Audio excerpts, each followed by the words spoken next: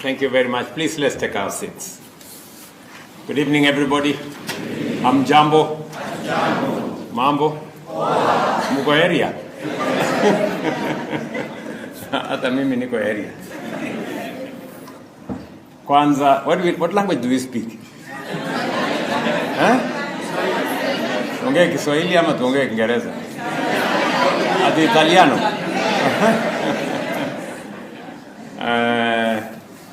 Waheshimiwa mawaziri mlio hapa, ndugu principal secretaries na Wakenya wenzangu, mimi nimefurahi sana kufika hapa jioni ya leo.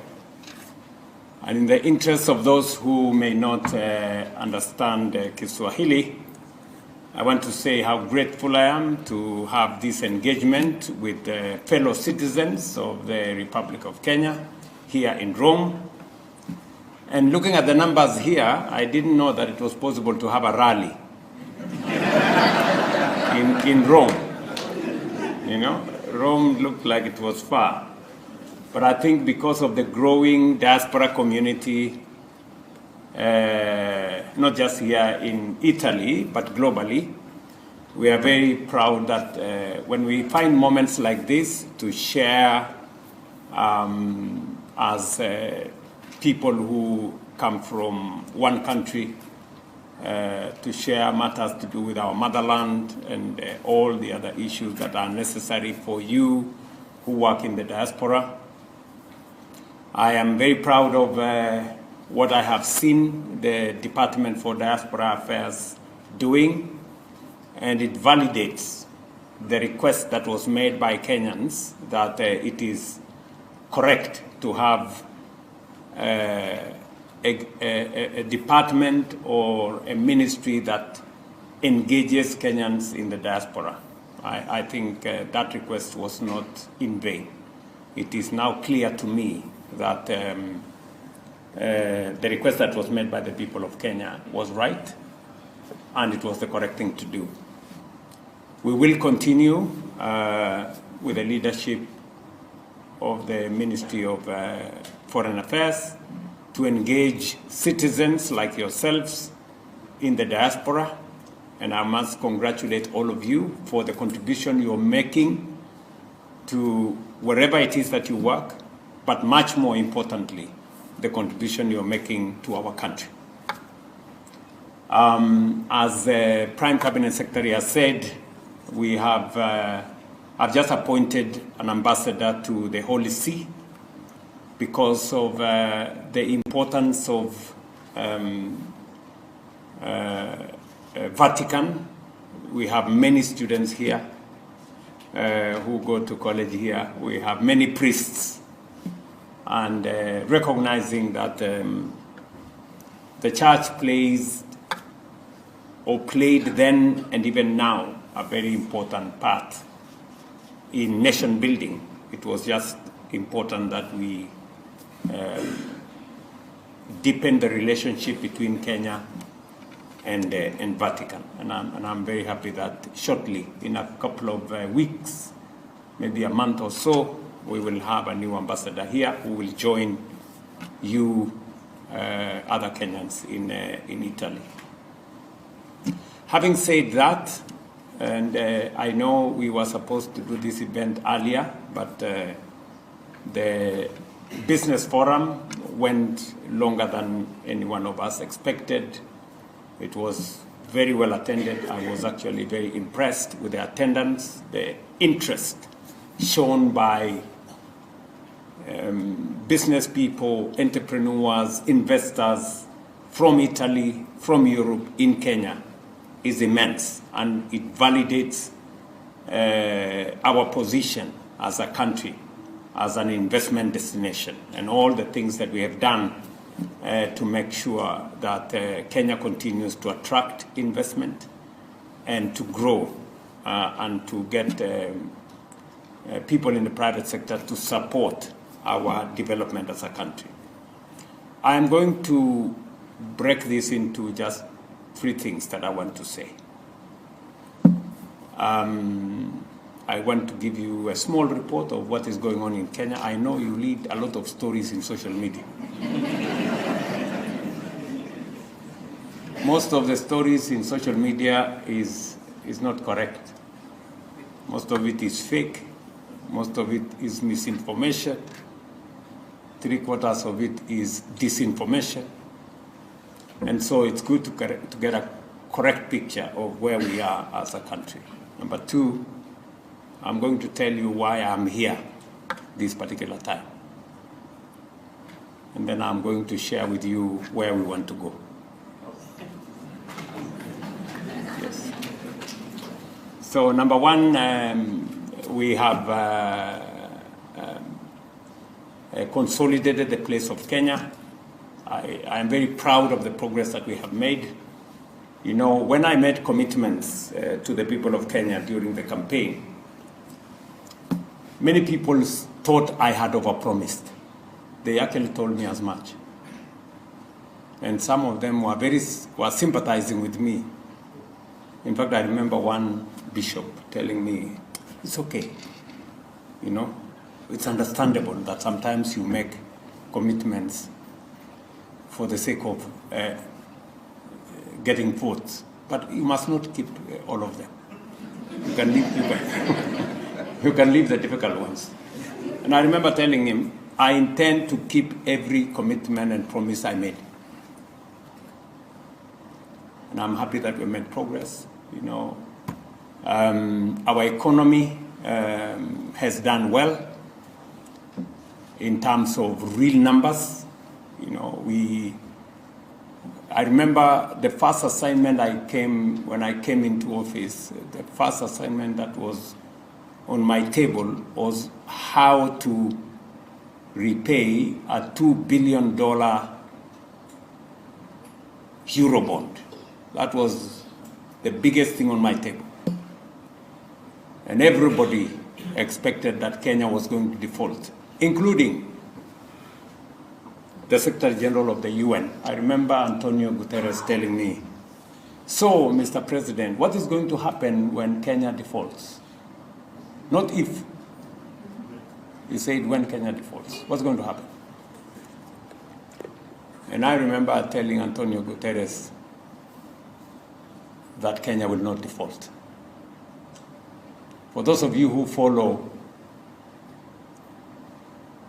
trends, global trends, in the African continent in 2022, 6 countries were among the most indebted and everybody expected that they will default. Kenya was number 1, Ethiopia, Angola, Zambia, Ghana, and Chad. I can tell you, 5 of those 6 defaulted. Kenya did not.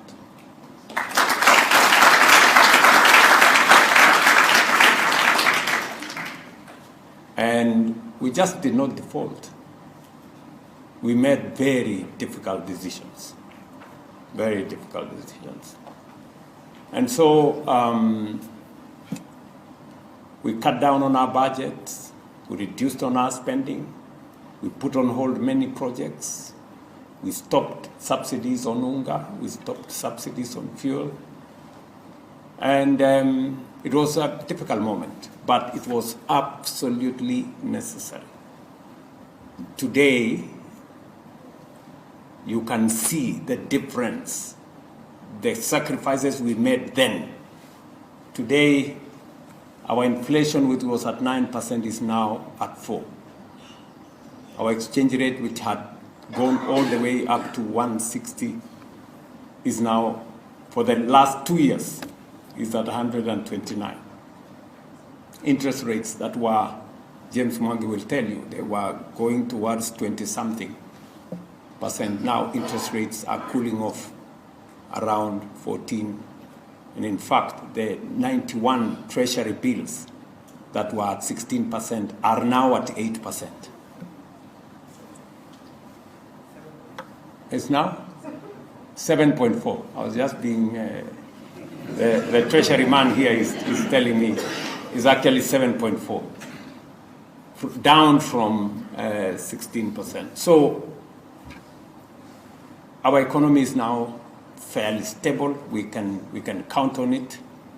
And we continue to do what we must do. I know because of the fuel crisis that has been occasioned by this war in the Middle East, there is a bit of disruption there, but we are trying to manage that disruption so that doesn't significantly affect our economy.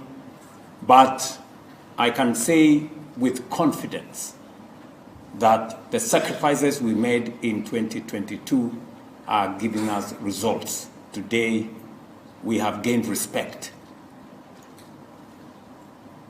The credit rating agencies that had put Kenya in a very difficult position, today each one of them are now saying a different story. In fact, they are giving us, they are elevating our credit ratings, Standard & Poor's and all the other credit rating agencies. That was my first assignment, to make sure that we have a stable economy, because if we do not have a stable economy, it is difficult to do anything else. I had to do another two very important things.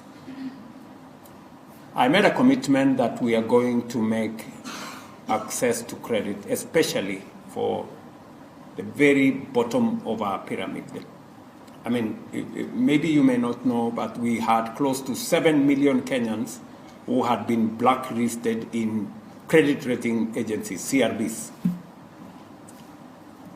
We took a decisive step, negotiated with the telcos and all the lenders in that space, and we exited all the 7 million Kenyans. We transitioned them into the Hustler Fund space, and we saved them from being blacklisted in the credit rating bureaus. The second item we did was to build our own resources for the future, because as we think about the economy, those of you who are students of economy will know that investment is a function and a product of savings. If you do not have savings, you run a very high risk of not having any investments to make. So what did we do? We had originally changed the legal framework, but there was court issues. We sorted out the court issues. We changed the contribution structure at NSSF.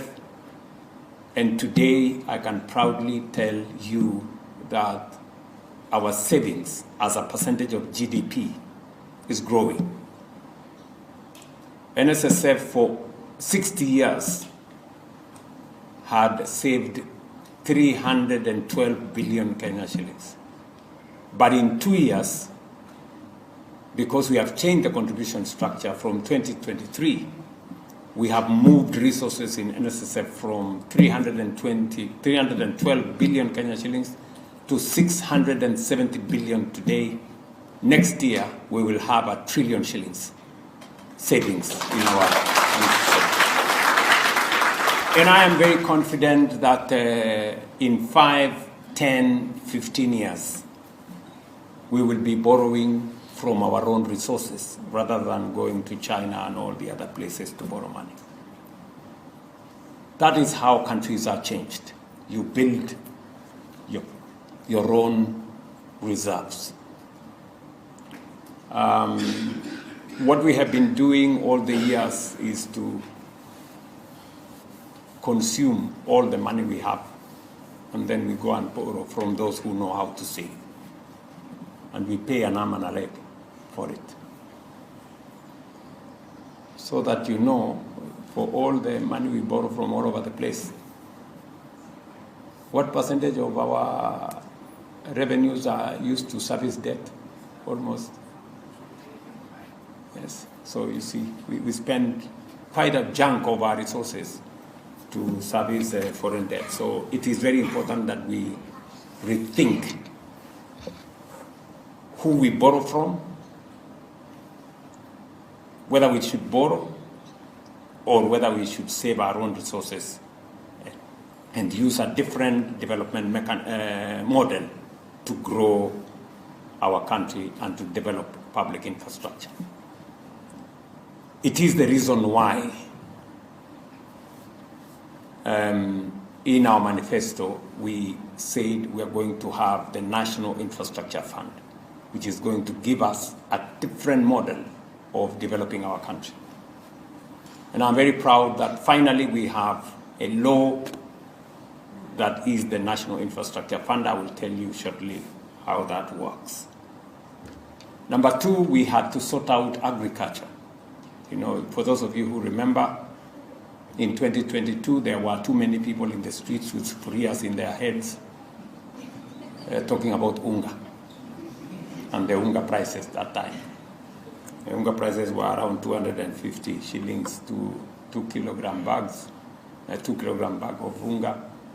We've since worked on the agriculture sector, and we've done 4 things that are significant. Number one, we have changed the model from subsidizing consumption to supporting production. So instead of subsidizing unga, we subsidize fertilizer.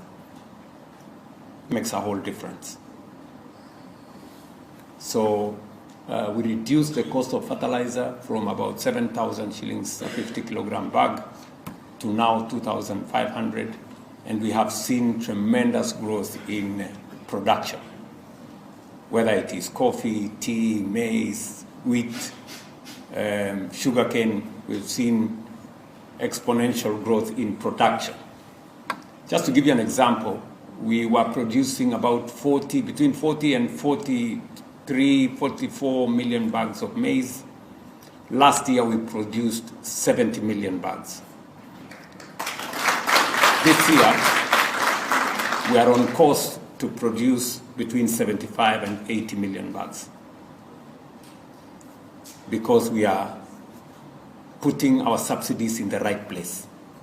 I remember having a conversation with the World Bank when they came to ask me, Mr. President, why are you subsidizing fertilizer? It is not the right thing. I told them, you know, it makes the difference between us being able to produce more and keep our streets less noisy, or producing less. In fact, they were trying to persuade me that, oh, you know, okay, you can subsidize for the small farmers, but the commercial farmers, you should not. But then I told them, look, who produces for the common mwananchi? It is not the small-scale farmers. The small-scale farmers produce to eat. It is the large-scale farmers that produce for our people living in towns. So if you don't subsidize that commercial farmer, you will not have food for the people living in Nairobi, in Kibra, and all the other places. So we finally agreed that what we were doing was the right thing. Number two, we decided that we are going to get rid of all the brokers and cartels and conmen in our farming ecosystem. There were people there mismanaging our fertilizer. We got rid of them. There were others. We gave them jobs to sell fertilizer. They went and sold stones. They were chased. We had people for those of you who come from the sugar belt, we had, you know, chronic characters there who mismanaged the whole sugar industry. We got rid of them. For those of you who are in the coffee sector, we had characters who were in the coffee sector who had monopolized and created a big cartel. One person has a license to be a farmer. He also has a license to be a miller. He also has a license to be a broker. He also buys at the Nairobi Coffee Exchange. He has a license, one person. So we got rid of that. and we said you can only have one license. And the difference is there for all of us to see. So we got rid of the cartels. We got rid of the consumption subsidies and instead facilitated fertilizer subsidy to facilitate production. And there is a big difference in the agricultural sector. We're producing more maize, we're producing more tea, we're producing more coffee, we're producing more sugarcane. And just because of the reforms we have carried out in the agricultural sector, our sugar production has gone up from 500,000 metric tons to 815 metric tons last year. And those COMESA safeguards we have been chasing for 20 years. I can tell you, in another 2-3 years, Kenya will be a net exporter of sugar. 2-3 years. We've licensed 5 new sugar companies and mills because and I'm happy that the fellow licensing is sitting right at the corner there. 5 new companies. And that whole sugar sector is changing. For those of you who know about coffee, coffee was selling at 50 shillings a kilo in 2022. Today, it is selling at 120, 140, 160. And part of the reason why I am here is for us to agree on how we take that up. We can double the prices of coffee. We can move it from 160 to 300 per kilo if we do it right.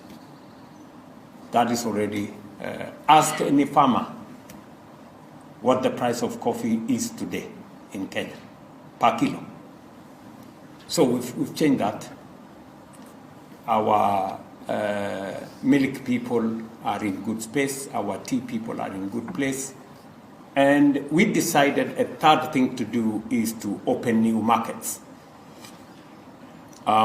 We've just concluded and signed off with Lee here, the Chinese market for our tea, our coffee, our avocados, our macadamia, our agricultural products. Now we have a new market of close to 1 billion people.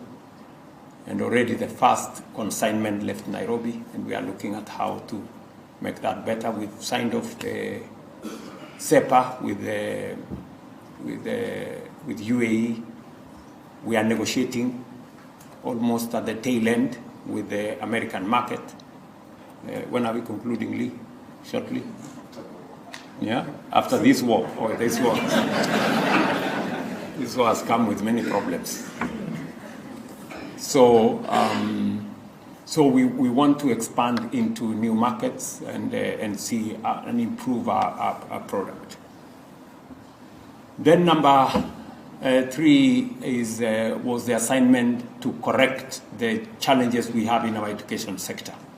We had 3 significant challenges in our education sector, actually 4.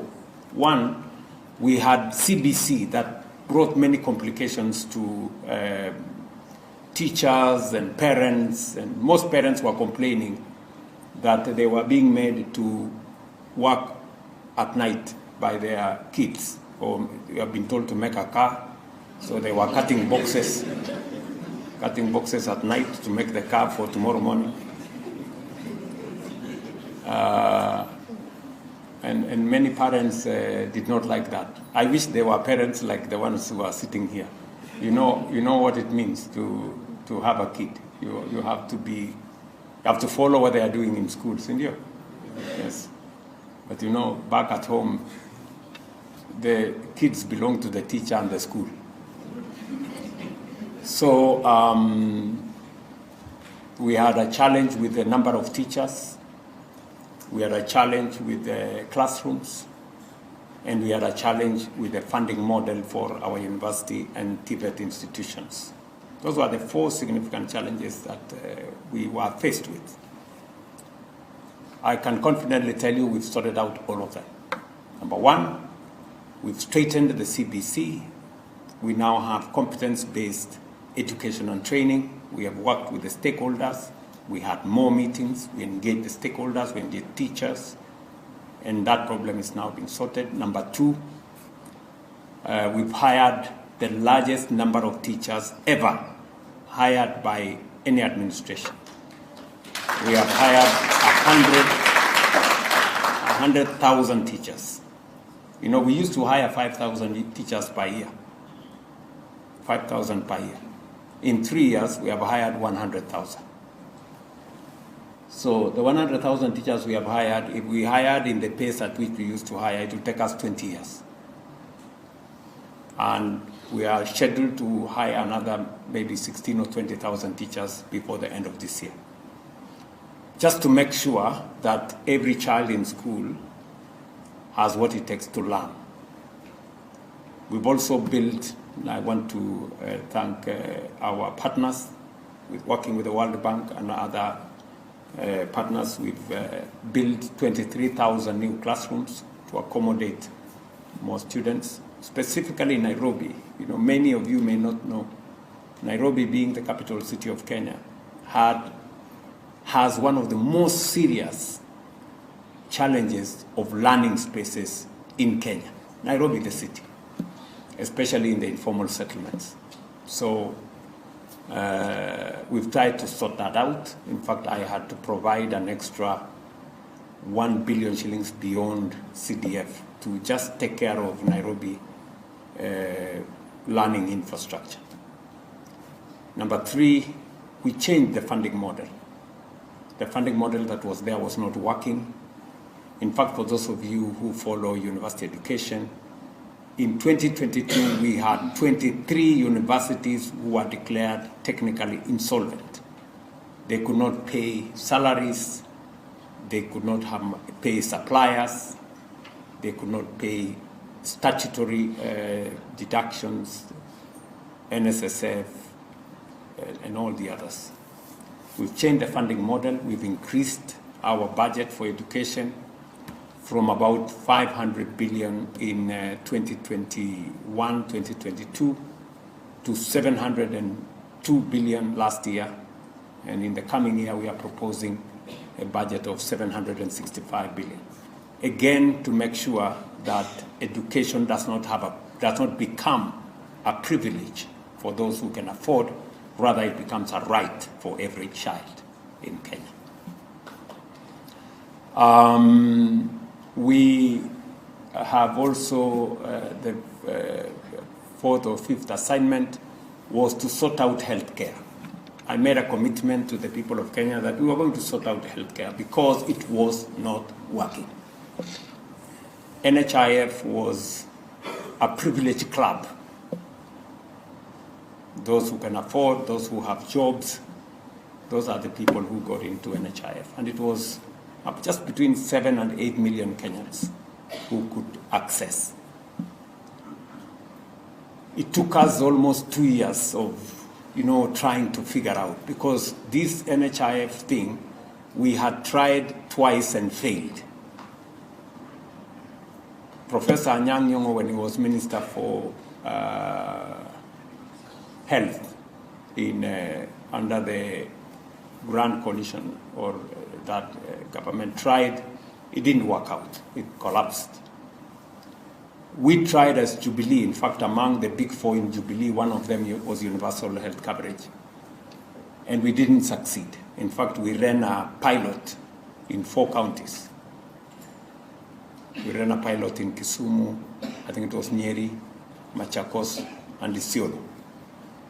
And that pilot actually failed. And it was declared it has failed. But I always knew that this was something doable, and it was the right thing to do, because the statistics told us that close to 1 million Kenyans went below the poverty line because of hospital bills, selling property, Harambes left, right, and center, and all the others. So finally, we got the template right, in my opinion. Instead of having one law under NHIF, we now have 5 pieces of legislation that underpin our healthcare provision. And we are making phenomenal progress. I'm very happy with it because we now have 30.6 million Kenyans registered under SHA, up from 7 or 8 million under NHIF. Today is Monday, right? Yes. Today, Monday in Kenya, we are paying 13 billion shillings to all our facilities from SHA today for just this month.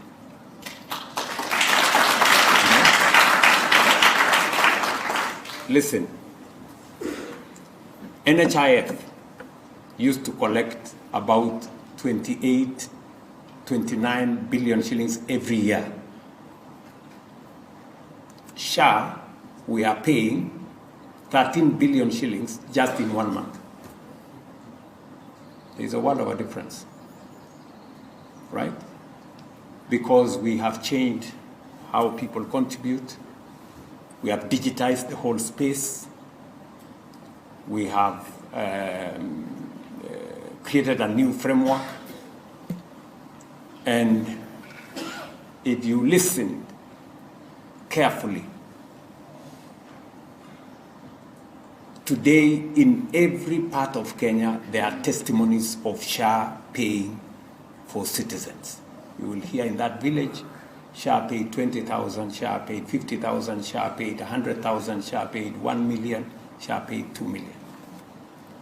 There is Harambes, WhatsApp groups to raise money for people in hospital are going down. And I want to tell you that in the coming year and a bit, we will completely forget about Harambes, people selling property, people selling their livestock to go and pay hospital bills. And that's the job of a year and a half, you know? That's just a job of a year and a half. So that space is going on well. There are still areas that we can improve on, and we are. And finally, let me mention something about jobs. You know, jobs is a big thing. You know, you go to every family, you go to every homestead. We have kids who finished Form 4. We have those who have come out of college. We've got those who have come out of university. And there is, you know, anxiety with parents. What do we do with children? And I remember saying that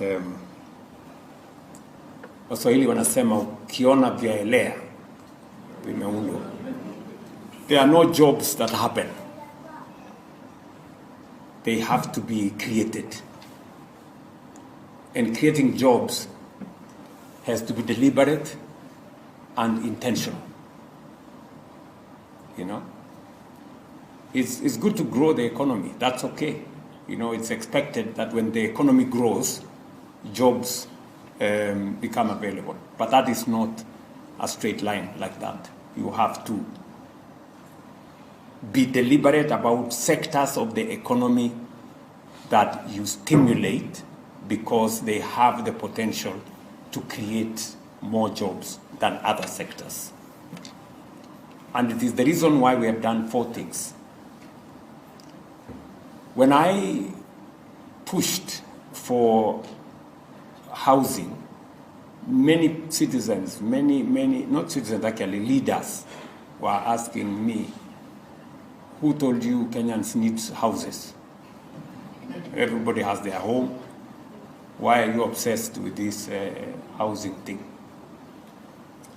But you see, the irony is that in every manifesto of every political party, in the last 25 years, housing has always been a permanent feature. In the last election, housing was in the Kenya Kwanza manifesto. Housing was in the Azimio manifesto, complete with the percentages of how Kenyans should contribute. Because everybody knows that that is the right thing to do. But when it came to the doing, that is where the problem is. So I remember this, just for your information, today in our housing ecosystem, we have 640,000 Kenyans working.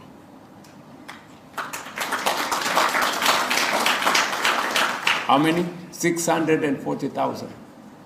Engineers, architects, masons, carpenters, electricians, name them. All manner of people working there. If you go, for those of you who have not been home lately, Kenya is slowly turning into a construction site. You go to every part of Kenya, from Kisumu to Mombasa. By the way, on Saturday,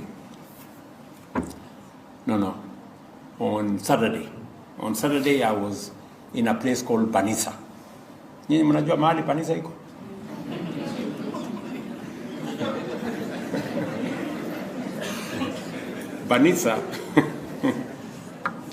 Banisa is almost next to the border with Ethiopia in Mandera, up north. And I remember when I got into the car, I asked my driver there, okay, so how many kilometers is it to this place? He told me 1,090 kilometers from Nairobi.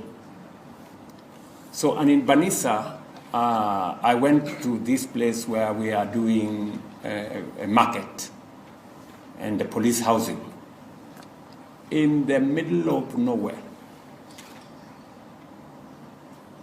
It's happening in Banisa.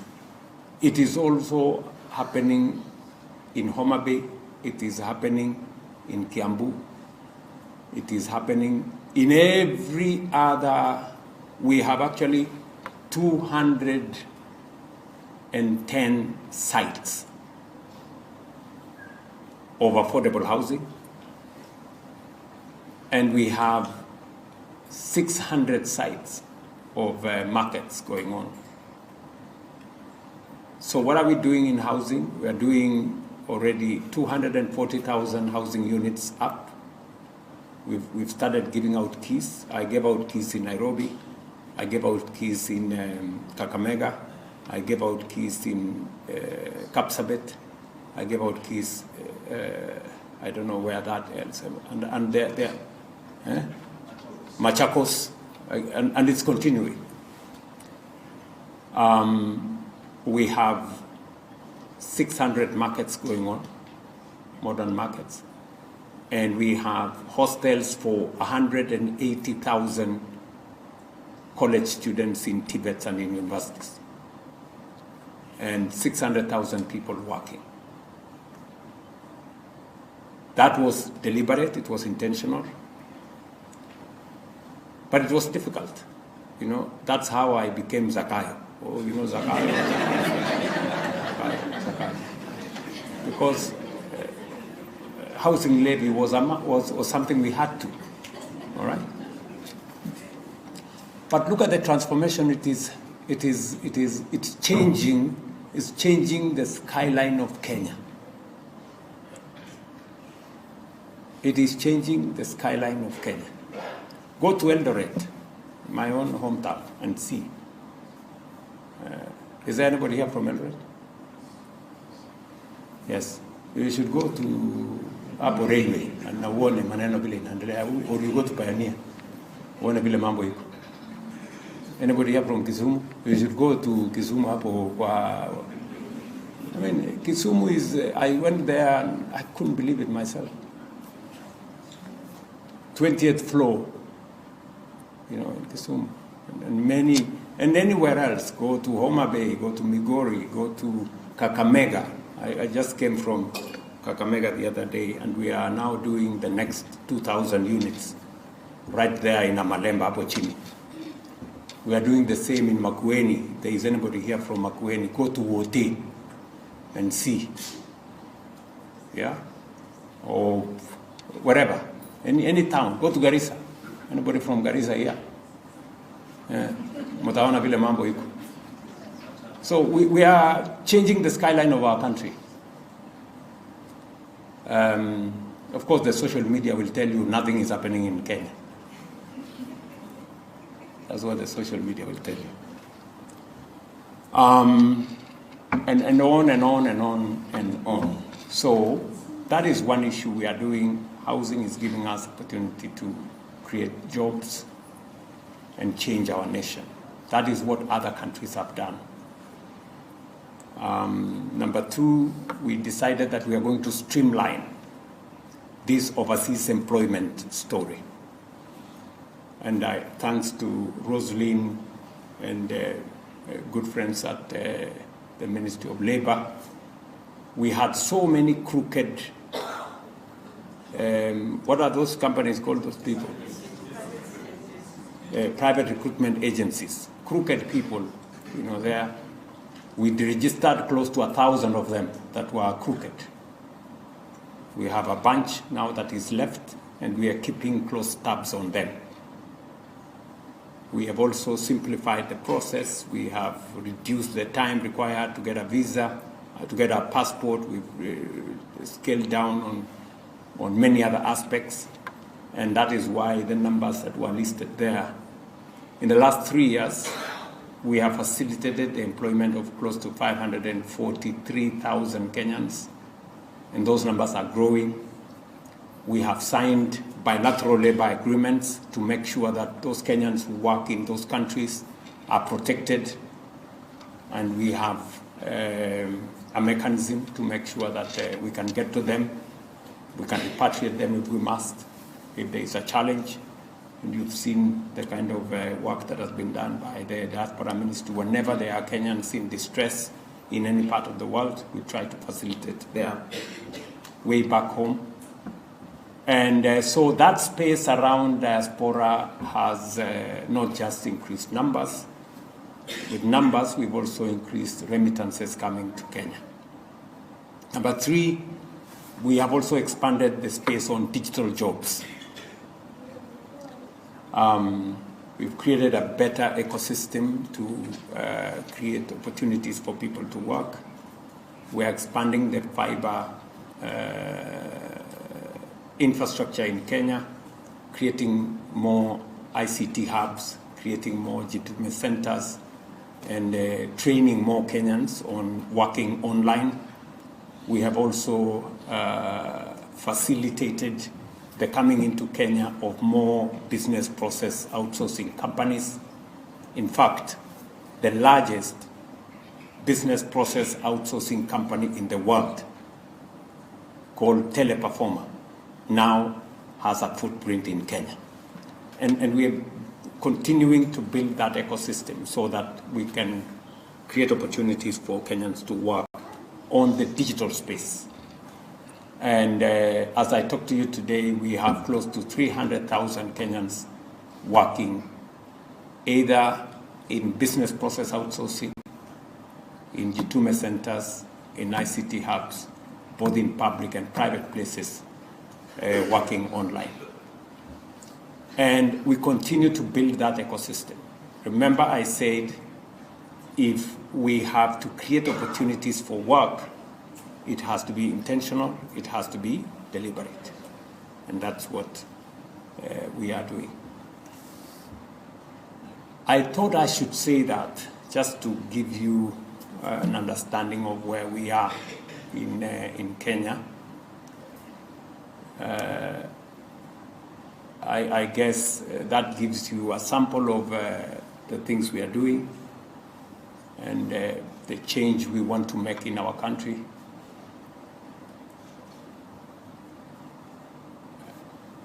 Maybe the second issue I want to say is, why am I here this time around in Italy? If I can leave that one, if I can leave the status report for Kenya. I could say a bit more things, but I know we are conscious of time, and I can see we have kids in our midst, and they need to go sleep.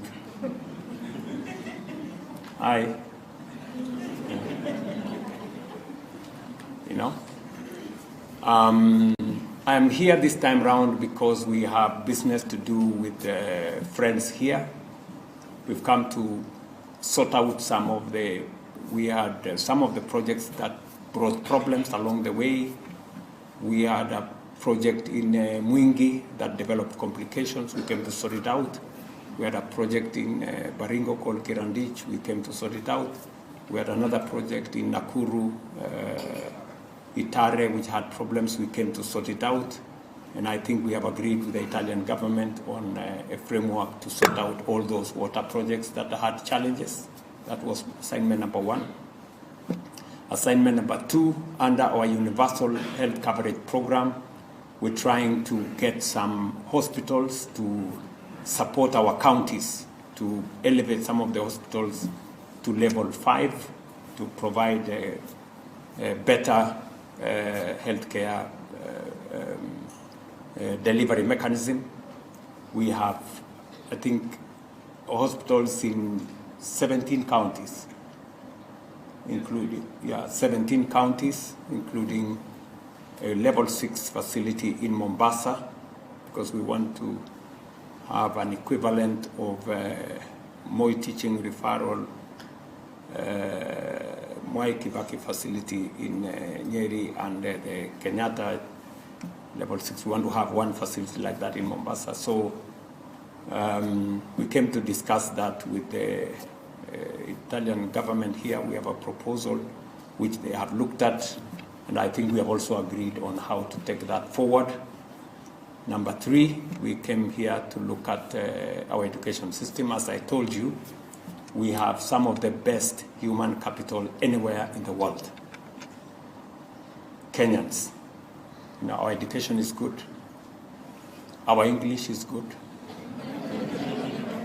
Yes. We speak some of the best English in the world. Yeah, that is true. If you listen to a Nigerian speaking, you don't know what.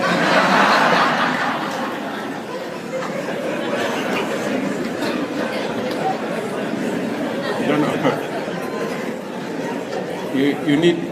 You need a translator. Even when they are speaking English, Ama.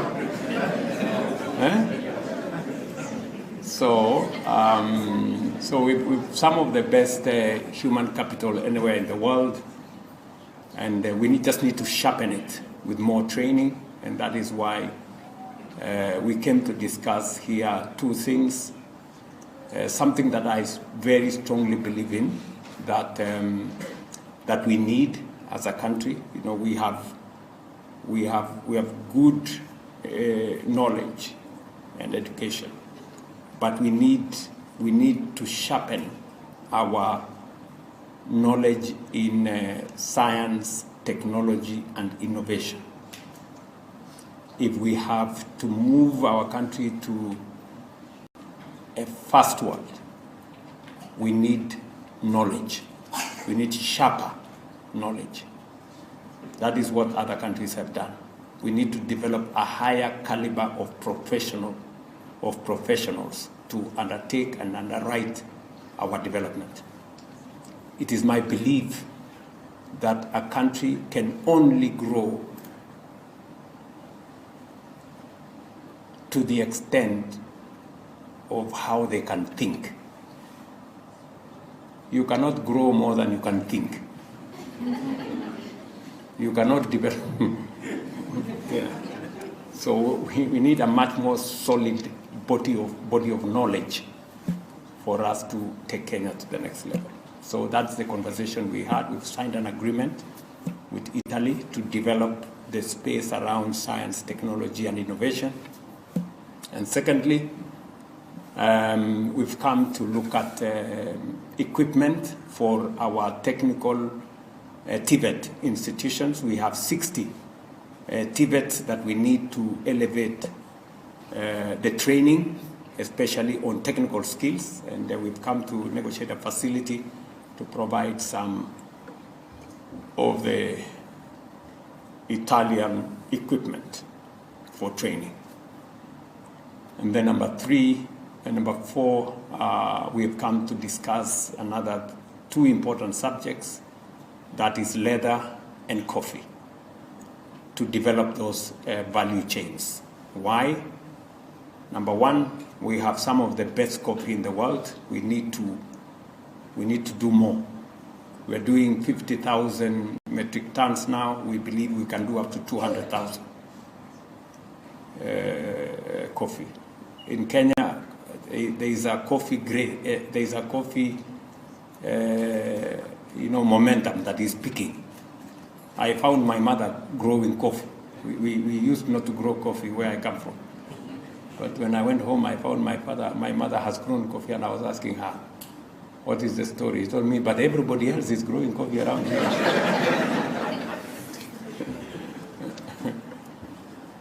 So there is a coffee, thing happening in Kenya. Minister Oparanya and the other teams in that sector are pushing it. I think the good prices is also fueling people to think about coffee. So we've come to discuss here a facility to help us do more, improve on the coffee value chain. Number two, leather. Why leather? We have the third largest livestock herd in the African continent, which means we have the raw material.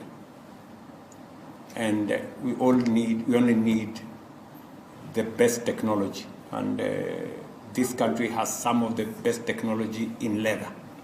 And therefore, we have come to discuss that as well. And I think we have agreed on how that is going to move forward.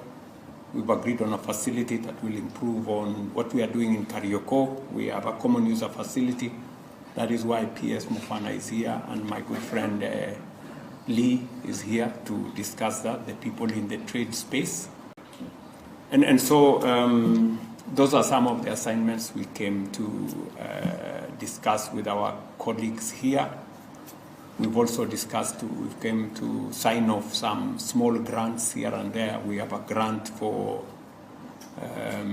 restoration of Cherangani Forest. We have a grant for some ASAL areas. We have a grant for some gender issues.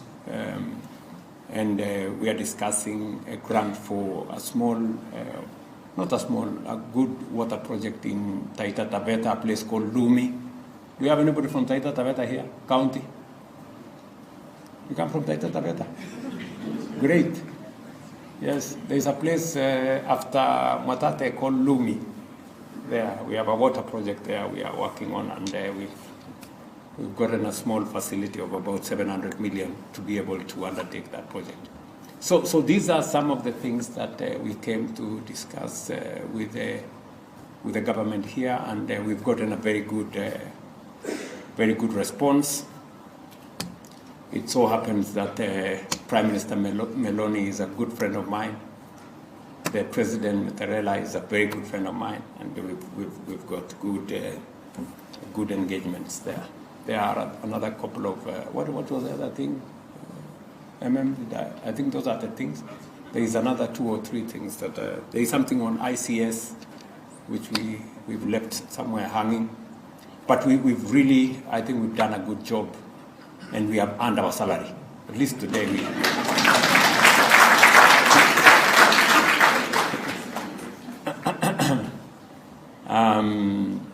And thanks to Mwangi and all the other people, they have signed off some money to come to Kenya to support all those. Whenever nowadays whenever I go out to these state visits and official visits, we remember to carry the private sector with us so that they can also find their counterparts, because the private sector plays a very significant role in how to take the country forward. Finally, is the future. Yes. What is the future?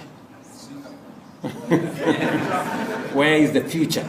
Because you see, listen, friends, the future is very important.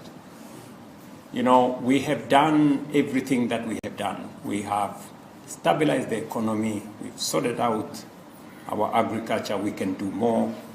We've sorted out universal health coverage. We're creating jobs in the space around us, digital jobs, jobs in the housing market, and all that. But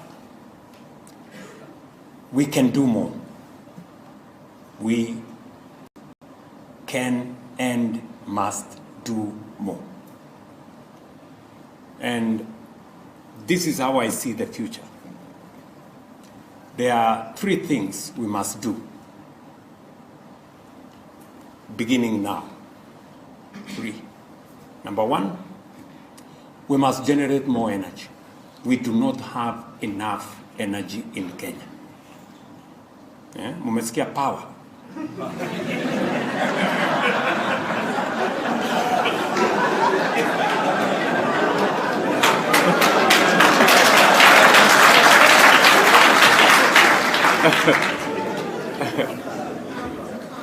Mesikia rafiki yangu mmoja amesema hatuwezi kukaa bila.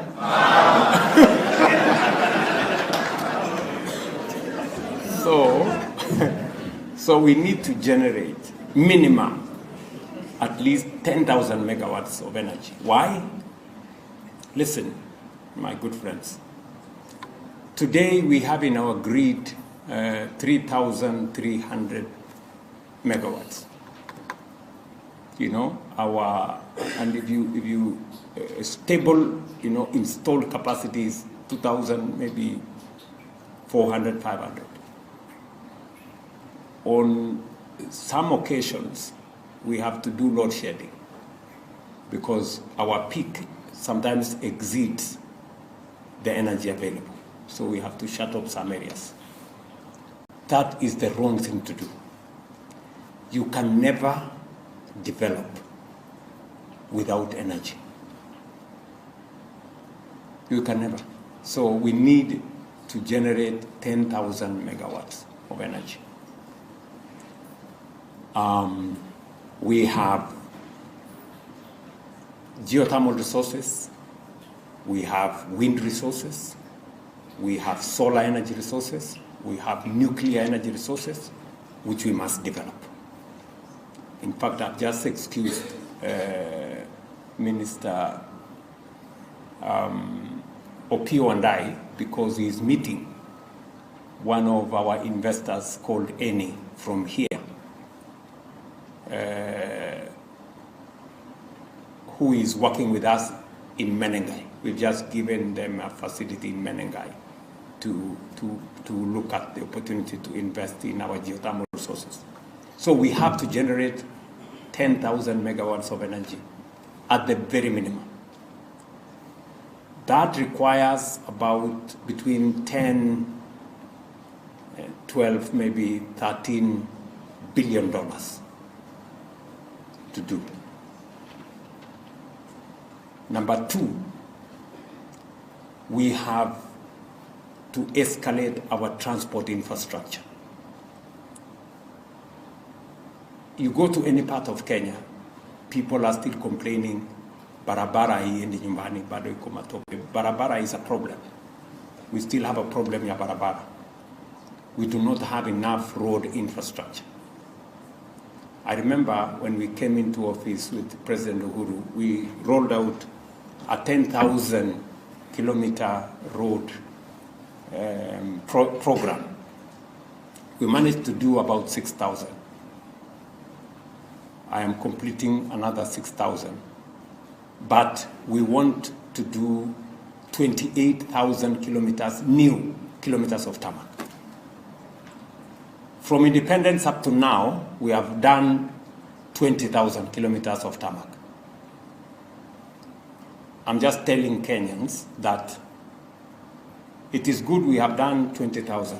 We are now, I'm completing by end of next year another 6,000, so it will be 26,000. But we need to do another 28,000 kilometers of tarmac in the next 7 years, if we are serious. That is how we are going to cover all those roads that goes to all those villages. I go to any part of Kenya, the biggest problem Kenyans have is barabara. Sindio? Yes, that's correct. And you see, we have to be deliberate. We cannot be discussing, oh, we are doing 10 kilometers here, we are doing 3 kilometers there, so you do 10 kilometers, 20 kilometers. We just have to be bold and do what I have said. Let me give you an example. In 60 years, we have done 20,000 kilometers of tarmac, which is very good. And for your information, Kenya has the third longest kilometers of paved road in Africa, behind South Africa and Nigeria. We are number 3 with 20,000 kilometers, which is very small, by the way. By comparison, Japan, which is smaller in area than Kenya, has 1 million kilometers of paved road. Do you know that there is a difference between 20,000 and 1 million?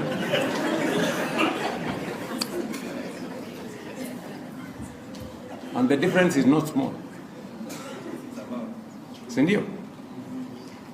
So we are not talking about 1 million. We are saying let's double what we have fast. That requires about 1.6 trillion Kenya shillings. 1.6, 1.8. We have done the mathematics. Hiyo ya energy requires about 1.5 trillion. And then we need to do a third thing. We need to move away, not move away. We have exhausted, kind of, the area we have that we can use rain-fed agriculture. We have almost exhausted. As you know, only 15% of Kenya is arid, is arable and has rain. Only 15%. 85% of Kenya is arid and semi-arid. 85%. So we've been feeding ourselves on just 15% of Kenya. It cannot sustain our population, and that is why we continue to be a hungry country. I just want to tell you there are still too many Kenyans who sleep hungry, and it is not right. We still have too many people who don't have enough food, and it is not right. You know, you don't know how dehumanizing it is for somebody to say, Mheshimiwa, mimi niko na njaa. No. It's very helpless. So we have to go into irrigation. That's why we need water storage, water harvesting. And yet, many of those areas in Kenya, they are very fertile. The only thing that is not there is water. And sometimes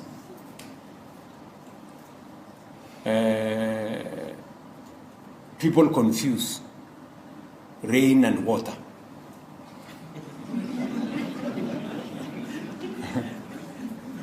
What we need in northern Kenya is not rain, we need water.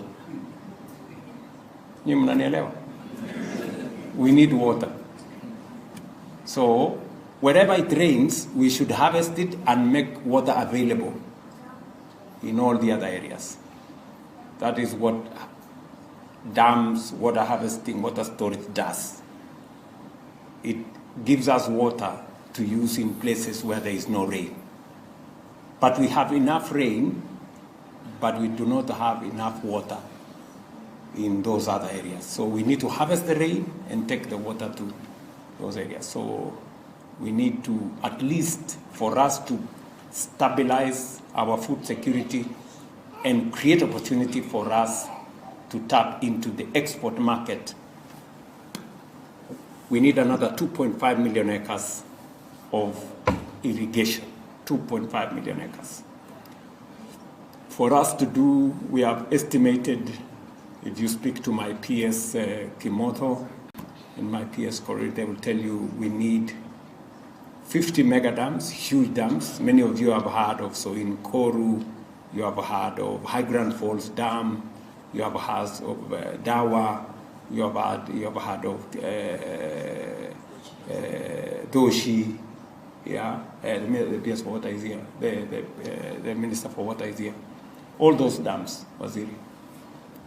So we have enough water. There is still a lot of water that goes into the Indian Ocean. The Indian Ocean does not need any water from Kenya. So we can harvest the whole of it, and the Indian Ocean will continue to be. So this is what we need to do. We need, we've discussed this. All the dams, by the way, they've always been in our books. You know, we know where the dams are. We know that they should be done. But there has to be a mechanism to make them happen. So that requires another almost 2 trillion shillings to do. So that's why I told the people of Kenya we need 5 trillion to be able to get ourselves to the next level. And people thought I was not normal, but I am. Yes, we need 5 trillion Kenya shillings, and we are going to find it. We are going to do it. Not next year, we are starting this year. Tunaelewana? Yes. So we've started the process of getting the resources to do it. So, and with those three, we do those three, we need another 3 enablers. Number 1, we need science, technology, innovation, number 1. Number 2, we need security. We have to invest in securing our country. And number 3, we need to work on our governance to make sure that we deal with corruption, we deal with patriotism, and we begin to believe in ourselves. We begin to believe in our country. You know, there are so many unpatriotic Kenyans. They talk about Kenya as if they have a spare country. You know? So you demonize Kenya so that you do what? So that you belong where? Who is going to give you their country? You know? So we need to work on the software of all of us. We need to begin to think, you know, about our country in a much more positive way. So we have started the process of raising the money. We need to raise at least 500 billion Kenya shillings. Where are we going to how are we going to raise 500 billion Kenya shillings? You know, and then we can then begin to. So the first thing we did, we have raised 100 billion shillings from the Kenya Pipeline IPO. We already have 100 in the bank. We have the money. And by the way, Kenya Pipeline has not left Kenya. It is still there.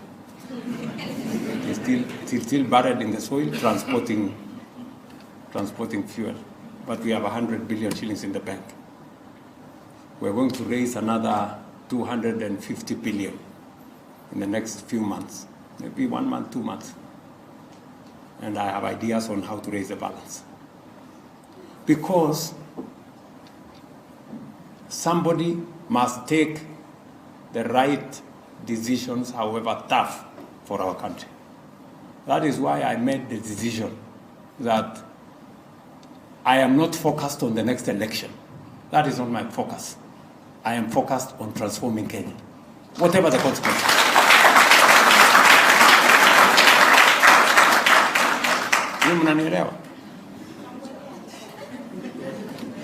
That's my focus. I am focused on changing this country, and we will change it.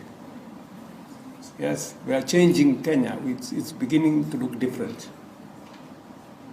Give me another 6 months, come to Nairobi, and you will see how Nairobi will have changed. 6 months by December this year. I went and addressed the County Assembly of Nairobi, and I told them some hard truths on how, there are many people who say they came to Kenya, but they actually came to Nairobi. And the impression they have of Kenya is what they saw in. If they saw garbage and dark streets and unpaved roads, that's the idea of what Kenya is. That's why we must reorganize Nairobi. I am putting in 80 billion shillings in Nairobi just to change it so that we can have the correct impression of Nairobi. So that is the future. We are beginning, we're going to have a new airport.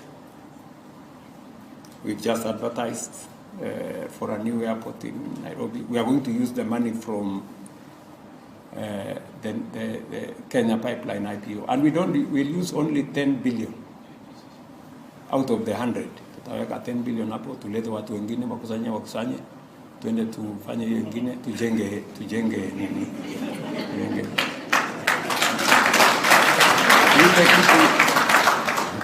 Ile kitu inatakikana Kenya ni akili. That's all you need. Ni mnanielewa? Yes. And we are going to tutafanya maneno. Hii Kenya itabadilika hii. So that is how things are. That is the future. We're going to develop new infrastructure. We're going to generate energy. We've already figured out how that is going to. We're going to do dams. We already have 12 identified dams. Eric, with Kimodo, I already have a brief on the first 12 dams, and then we move the country forward. Don't mind about the naysayers and the other people there. They are just talking. They do not have a plan. If you ask them, what is your plan? Ruto must go. How is that a plan? How is it? It is stupid.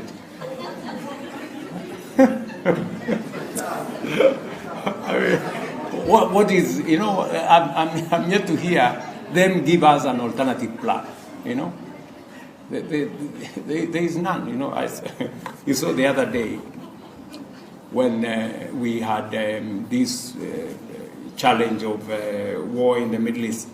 And naturally, prices of oil products would go up. Everybody expected that. Not in Kenya, but everywhere. And then you hear somebody saying, oh, we should go and demonstrate. Really? How will a demonstration bring down the cost of oil products? Honestly, So we have we've done what we have had to do. We've stepped in. We've worked with our partners. We've talked to our suppliers. Luckily for us, we have, what we call a G2G framework that has helped us, stabilize supply, guarantee supply, and make sure that the prices are moderated at any one time. We've also deployed resources around subsidy, and we have stabilized that space. I was speaking yesterday, and many Kenyans ask, why are taxes on fuel higher in Kenya than in our neighbors? Legitimate question. This is the answer. Are taxes on fuel higher in Kenya than our neighbors? Yes. Why? Is the next question, right? It is because we decided as a country that we want to develop more road infrastructure. And that is why we have more road infrastructure. We have more roads, or more paved roads in Kenya. Kenya happens to be the third country with the highest kilometers of paved road. So have the higher taxation regime in Kenya given results? Yes. We are maintaining longer kilometers of tarmac in Kenya. We are building 6,000 kilometers as I talk to you here. In Uganda, from independence up to now, they have done 6,000 kilometers. We are doing 6,000 kilometers now in Kenya. Does that make a difference? You know? So we are a much more, ambitious country. We want to do more. We want to move our country more. That's why, and there's nothing that comes for free. The justification that we should be asking ourselves, are the higher taxes we are paying on fuel translating into outcomes in the road sector? That is the question we should be asking. And I can confidently tell you, yes. With more kilometers of tarmac, we are building more, we are maintaining what we have, and that is what happens in middle-income countries. If you want to compare Kenya, compare us with our peers in the middle-income space.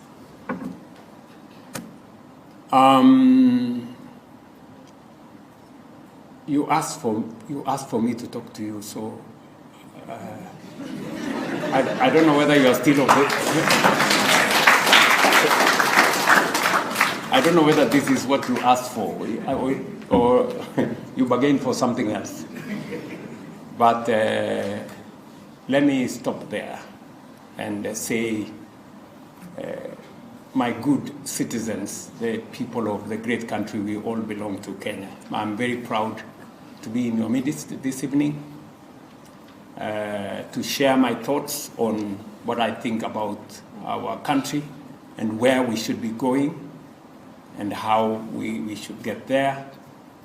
I just want to assure you that it is my intention to make sure that no part of Kenya is left behind.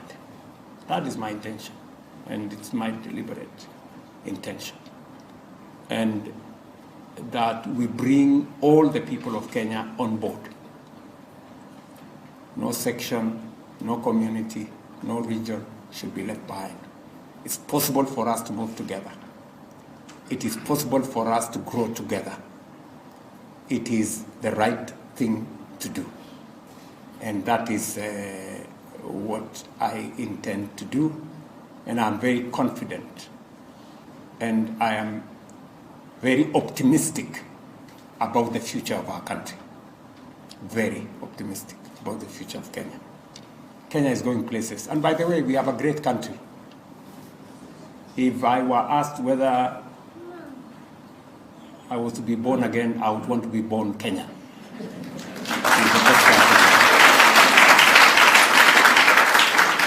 Okay, let me stop there. Asanteni sana. I don't know.